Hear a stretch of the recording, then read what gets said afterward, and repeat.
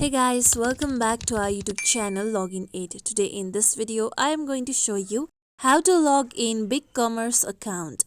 BigCommerce is an online e-commerce platform that helps businesses to manage their e-commerce stores effectively. To log in BigCommerce account, you need to first open your BigCommerce application on your mobile phone.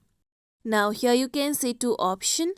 If you don't have your account, then here you can tap on sign up for free trial option. To log in, tap on login button. Then here you'll be taken to login page. To log in, you need to first enter the email address that you have used to create your account on the given box. After this, you need to enter the correct password of your account. If you want your credentials to be remembered, then tap on Remember Me circle so that the blue tick will appear.